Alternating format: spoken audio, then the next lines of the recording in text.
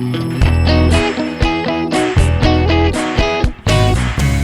guys, and welcome back to the Music by Mads podcast. Today is the season finale of season 2.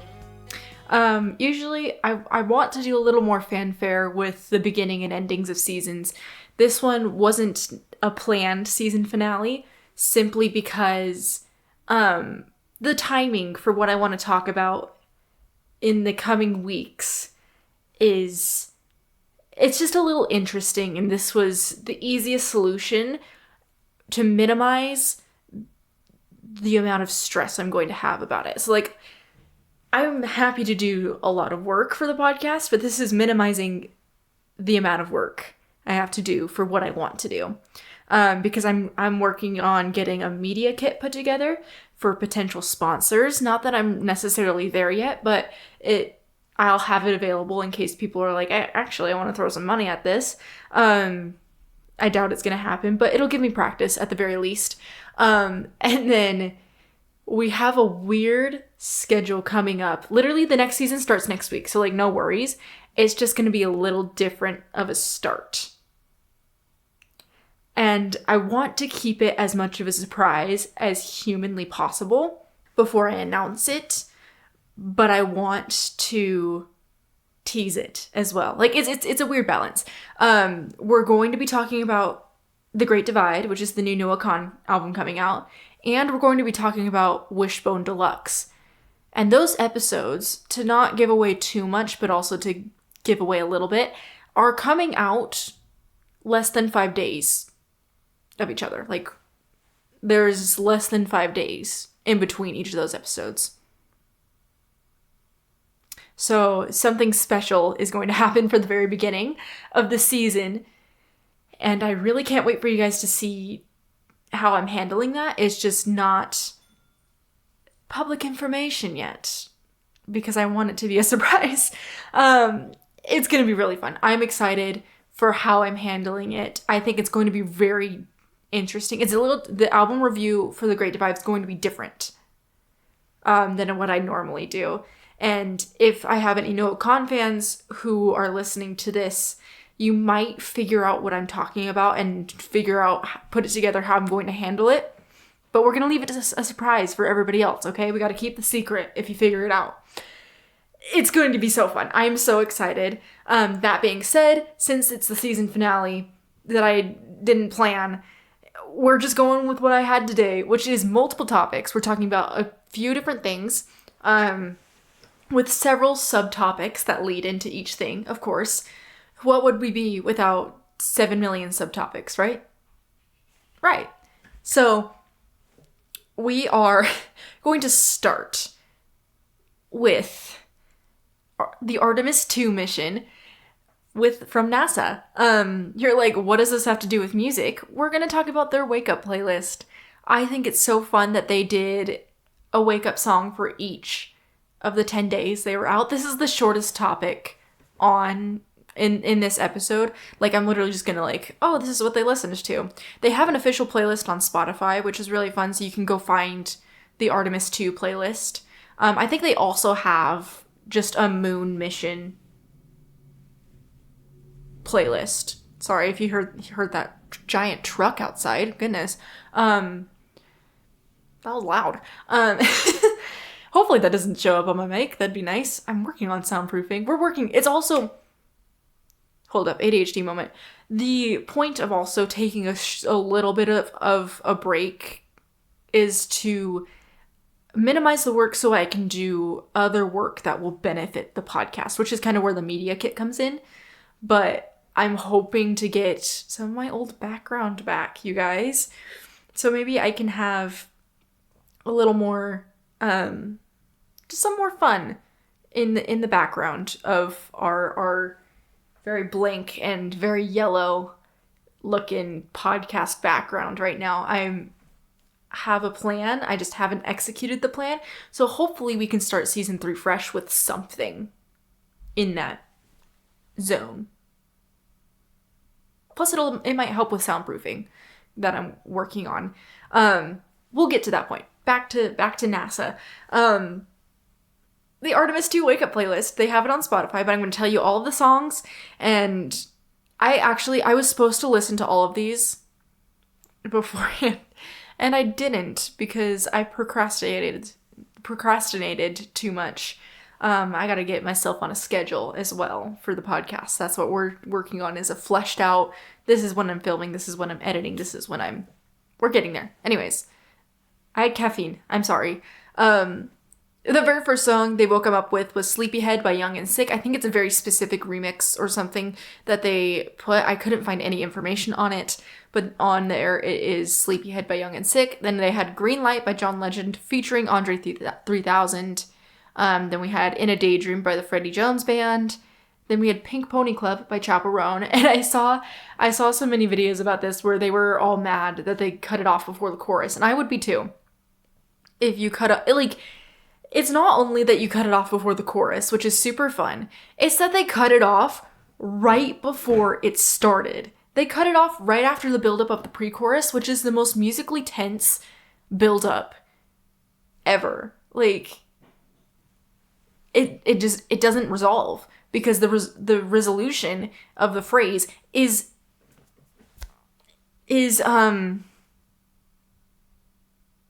oh my gosh, what is that vocab word? It's not hemiola. Hemiola is something different, but that's what keeps popping into my head. Fraud. I am a fraud of a music major.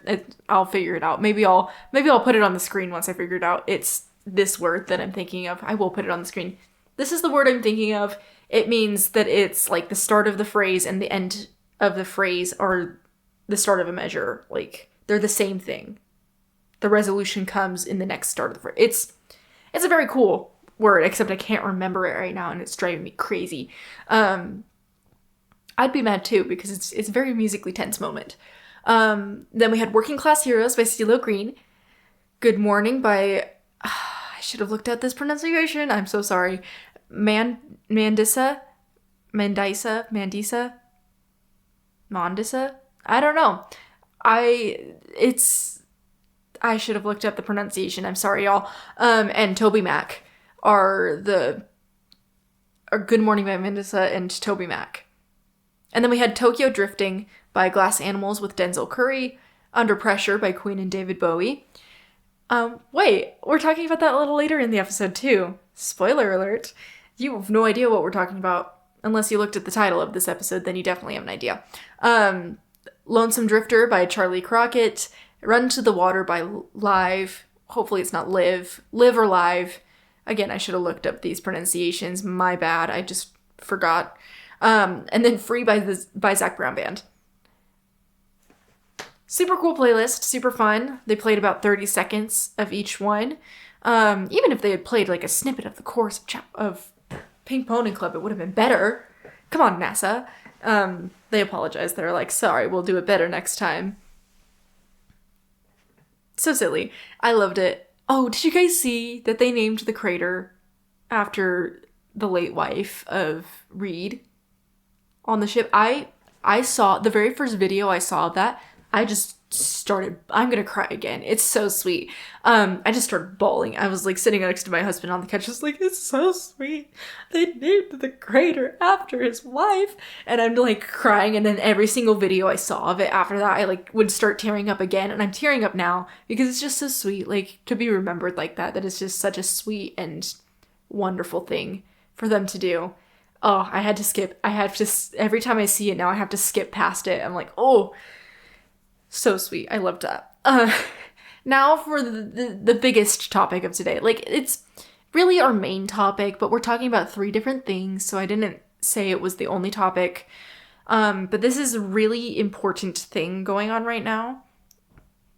Well, I wouldn't say it's, like, really, really important just because this kind of thing happens a lot, but it's caused a lot of discussion in a different way. So usually, okay, I need to introduce this better because this is a mess. We're talking about copyright and trademark law today. And that's super important in the music world. But most of the time we see lawsuits dealing with copyright law instead of trademark law, which is why talking about this specific case is really important. So we're talking about the lawsuit that Taylor Swift is a part of for The Life of a Showgirl. It's a very interesting thing, and there's a lot of things. I'm not a lawyer, obviously, so don't take my word for any of this legally. I could be wrong. This is just what I am observing from what I know about trademark and copyright law. It's interesting. So the person suing Taylor Swift, her name is Marin Wade. She is the author of a book and a column, and then also a live show called Confessions of a Showgirl. And that began in 2014, so she's an established brand. She obtained a trademark in 2015 for Confessions of a Showgirl. She is now suing Taylor Swift for infringing that trademark. Now, it is important to note that Taylor Swift applied for a trademark for The Life of a Showgirl, and the application was suspended, not denied, suspended. This is I really want to get this right, so I'm going to be looking at my outline a lot during this.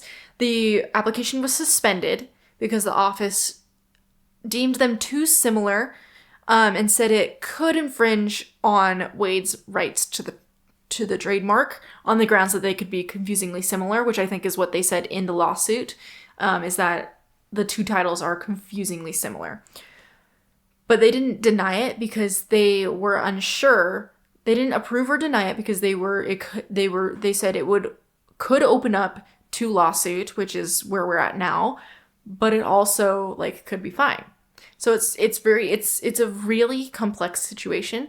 Marin Wade is saying that she was never contacted before they continued to use the name, despite being the application being suspended, which those take a long time. So the album was already out by the time they suspended the application. So they had already gone. The direct quote from the lawsuit is what it said was, they continued using it anyway, expanding it across a coordinated commercial program and distributing it through retail channels, reaching millions of consumers. So that is what they are saying is part of what's infringing on the trademark that Marin Wade has on Confessions of a Showgirl, is that it's hurting her brand because millions of consumers are seeing this and could confuse her column with The Life of Showgirl or something with Taylor Swift. She also asked any merch tied to the name The Life of a Showgirl be discontinued because of the trademark. Now here's where it gets really interesting. Marin Wade, has used Taylor Swift's music, including from The Life of a Showgirl, in her promotion for her show without permission. So this isn't technically infringing on the copyright of The Life of a Showgirl. So this is really complicated, and copyright and trademark laws were made a long time ago. So some of the things are outdated and they probably do need a refresh, but it's really difficult to refresh them in the age of streaming. And this is bringing up another point. There's another little thing I want to talk about afterwards. She's using Taylor Swift's music, including from this album that she's saying is infringing on her trademark, to promote her own show.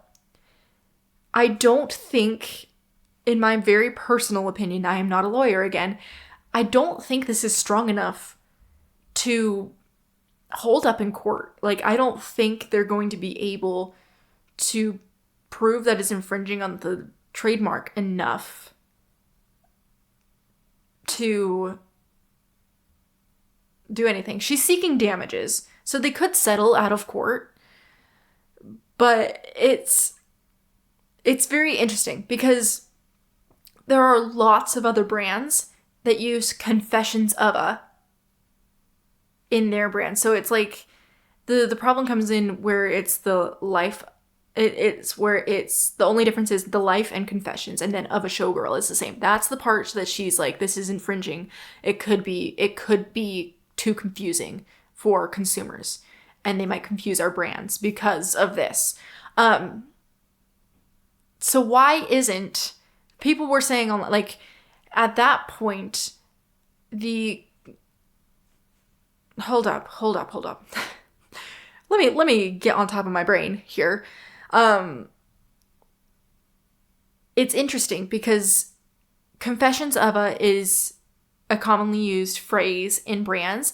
So if we're talking about infringing on the rights to a part of a phrase, that could be infringing on somebody else's trademark rights if they have a trademark that uses Confessions of a, including Confessions of a Shopaholic, which is a book and a movie.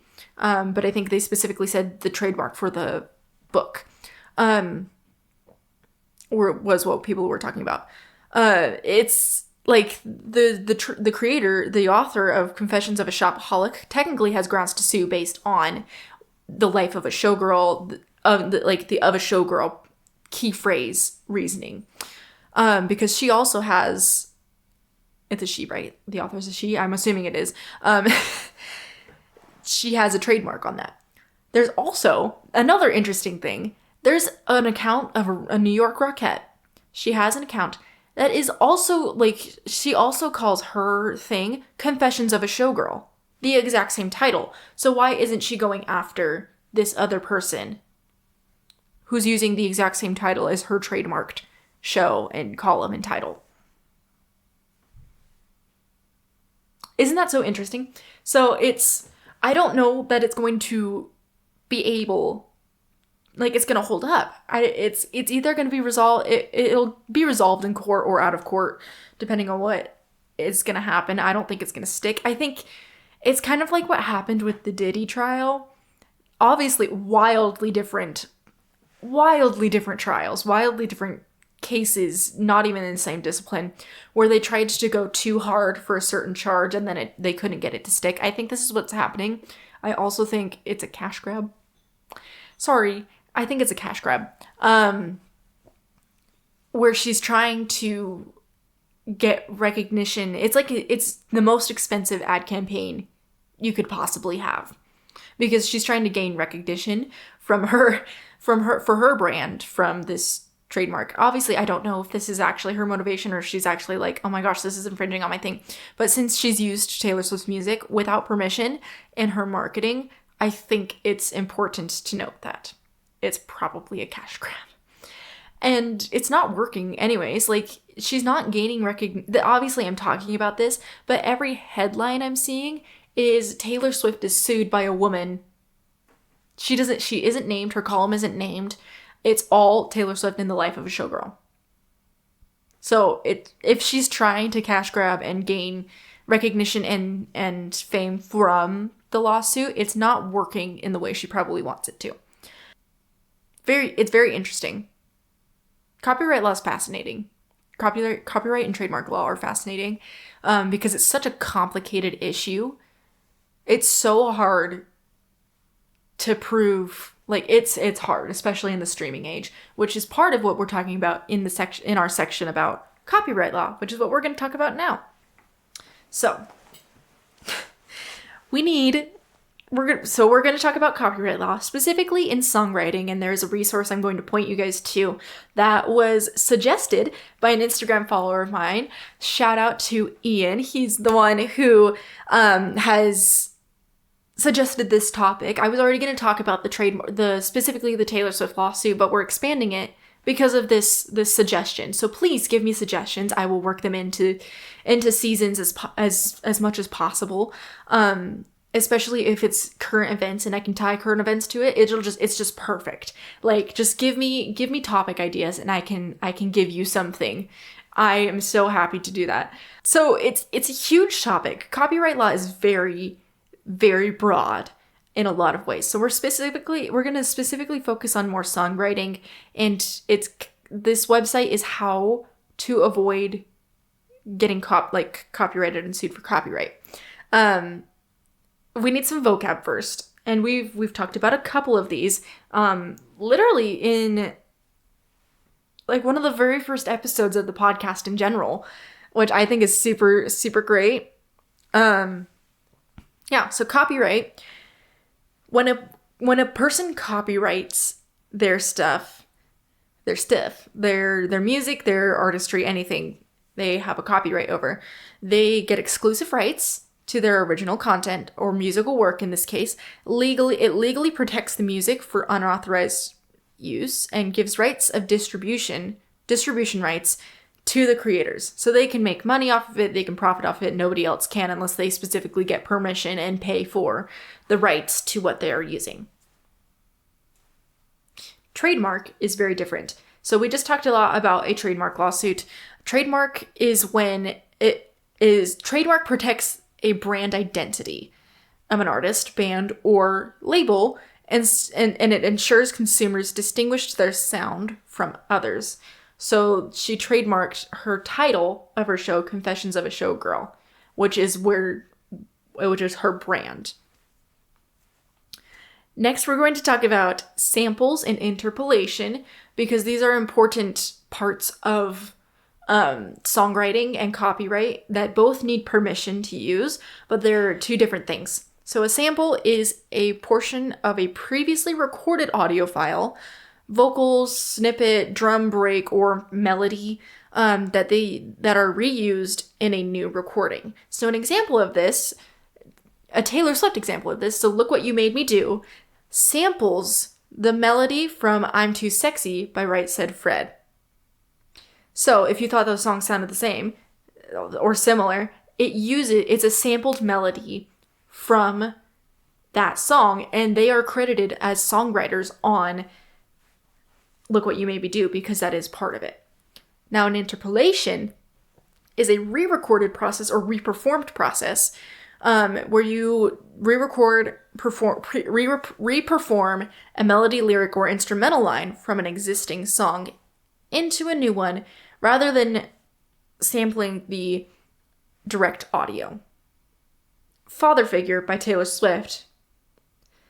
It both samples and interpolates. That one's a little bit harder to talk about because it's not a direct melody quote, but it is an interpolation. I don't know why I'm questioning myself. It's an interpolation where she incorporates a heavy chunk, but bits and pieces of the melody into Father Figure. And George Michael is credited as a songwriter, so all the money goes to his estate. Not to his label, because this is why she didn't sample that one, and I talked about this when I talked about The Life of Showgirl. She didn't sample it because then his label would get the rights and he didn't own his music. So she interpolated rather than sampled so that the estate could get the music. But it's eerily similar in that case. So, what does this have to do with songwriting? We're specifically going to talk about melodies because there are a finite amount of melodies. There's only so many combinations you can make of notes, and music theory dictates lots of rules, especially when it comes to vocal lines, which is where you hear it the most. So vocal lines, in music theory, you want vocal lines to not have too many jumps when you're singing because it's hard for singers to sing. It's not like a hard set musical rule. You can do whatever you want, really, as long as it's within the hard set rules of music theory. But you need it to be easy to sing, so a lot of things move stepwise or in small intervals. Obviously, that extremely limits what note combinations you can do because you just took down a lot of note combinations that you can't, since you can't do jumps. And you don't want to do jumps. So,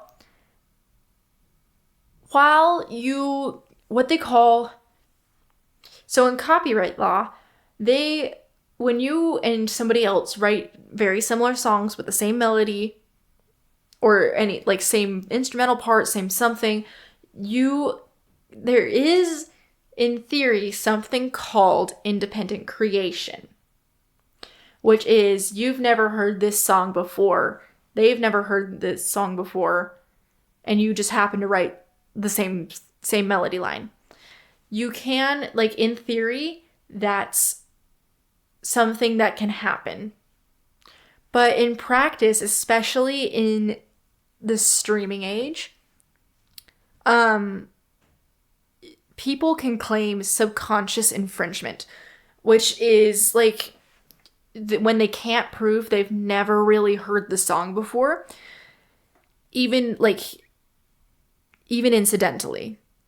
So you could have never listened to this song intentionally, but it could have been playing at Walmart when you were walking through. And so you've heard this melody before and now it's stuck in your brain, but you don't realize that you're copying something because you didn't register that you were hearing a song or that specific song. It's very, like, you can't prove that, and which is what makes it complicated and which makes these lawsuits drag out for a long, long time, because people are trying to prove that they've never heard something. Like, it's all crazy. It's all crazy. The website I want you guys to go take a look at was suggested by Ian. Thank you.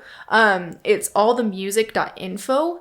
And especially their frequently asked questions. They're a resource to help songwriters make sure they're not infringing on any copyrights. Obviously, this is not sponsored. I want to make that clear. Like, I'm not sponsored by them, but this is a resource that was shared with me that I want any songwriters who are listening, anyone who wants to get into songwriting, they do help with that, and they do help you figure out if you're accidentally infringing on something. Some examples of these copyright lawsuits are, number one, Olivia Rodrigo versus Paramore. Paramore sued Olivia Rodrigo for the guitar part of Good For You, which sounds, I think it's Misery Business, is the one that sounds very similar to Good For You. Or I guess the other way around, because Good For You came after, but they sued her, and then she had to give songwriting credits and give credit to Paramore for that. What's not an example of a copyright lawsuit, because it never actually happened, and this is literally just some social media urban myth now. Taylor Swift suing Olivia Rodrigo for Deja Vu. Taylor Swift never sued Olivia Rodrigo. We're just going to say it now. She never sued her.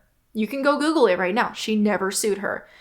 Olivia's team decided to give songwriting credits to Taylor Swift because of the lawsuit with Paramore. They didn't want that happening again. So to be safe, they gave songwriting credit to Taylor Swift for Deja Vu, which is directly inspired, but doesn't really sound that similar to Cruel Summer. They actually are in the same key and are very similar tempos, but the actual song doesn't sound that much like Cruel Summer.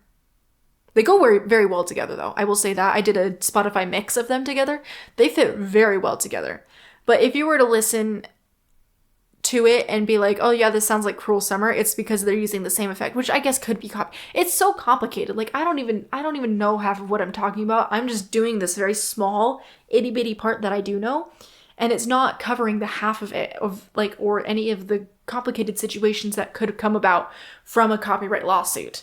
So they got on top of that just in case something would have happened, but she never sued her. We're going to clear that up now. Never sued. It was Paramore and Olivia Rodrigo who were in a lawsuit.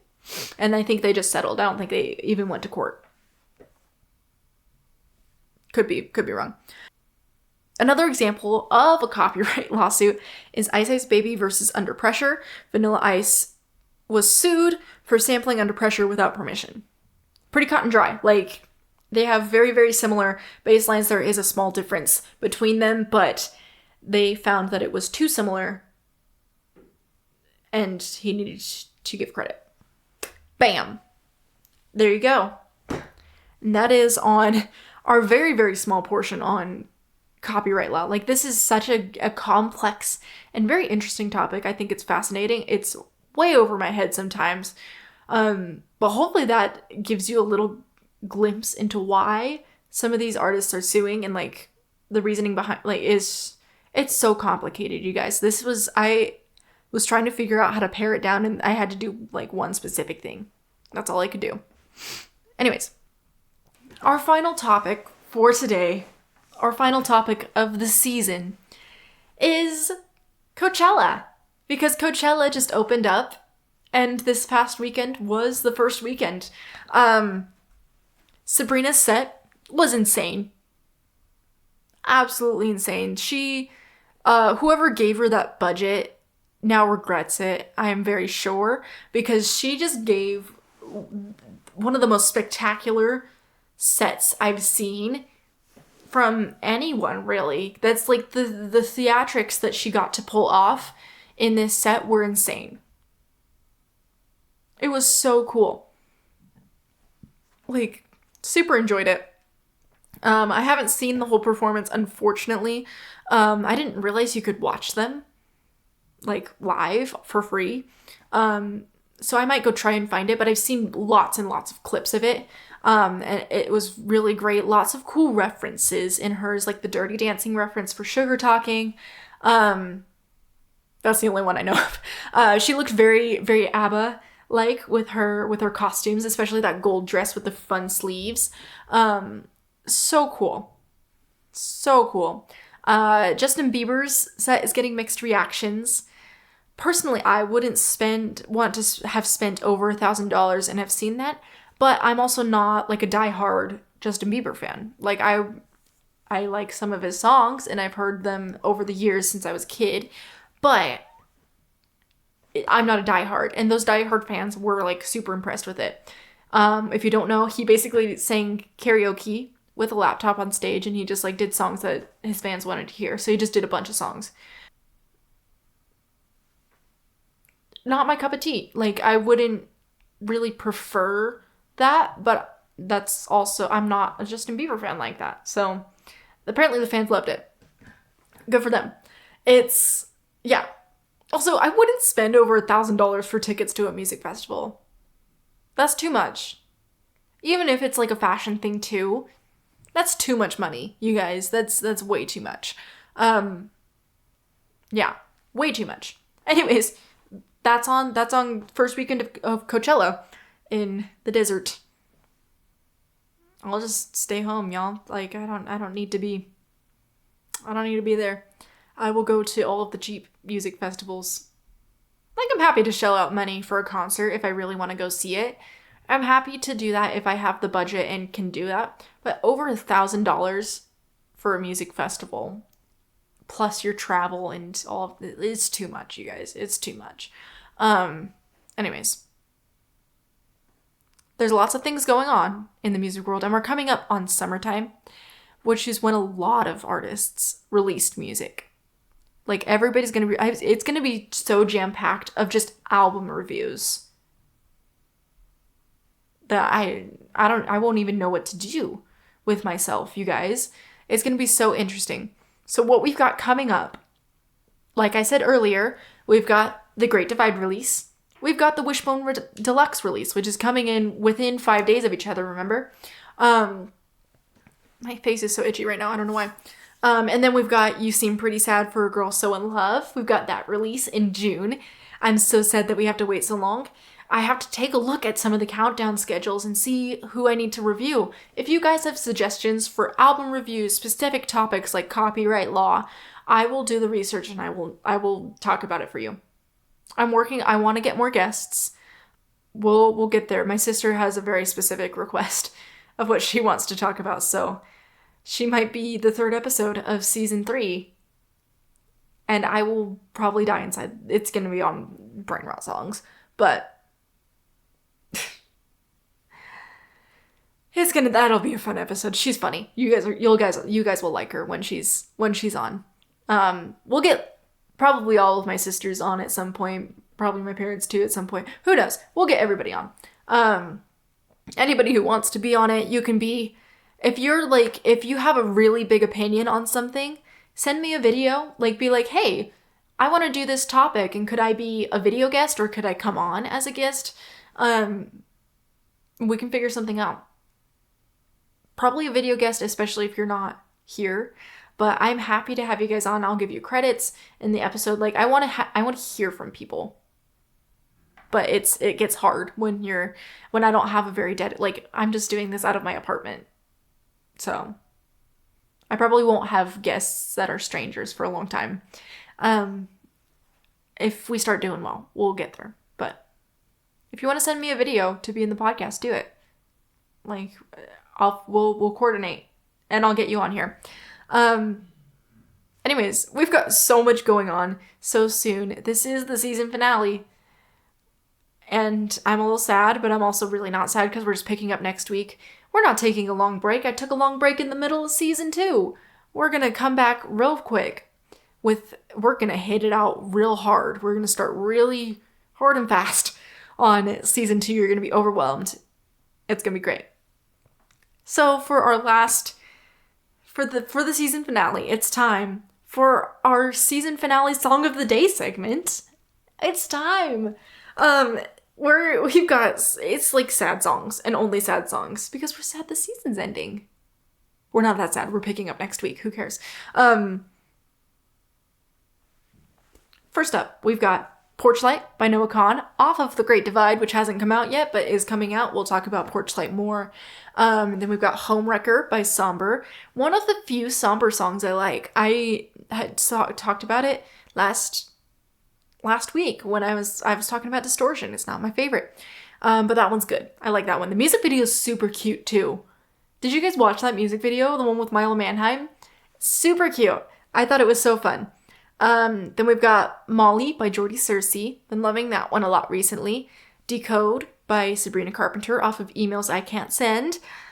When a Heart Breaks by Ben Rector. Making the Bed by Olivia Rodrigo. And Checkmate by Conan Gray. Because I gotta show you guys. Give me just a second. You're gonna see a cut here, but give me a second. I wanted to put Checkmate on here because look! I got Found Heaven on vinyl. And if you follow my Instagram, you probably saw that. I'm so happy. I only have Sunset Season and Super 8 to collect. That's it. That's all I got.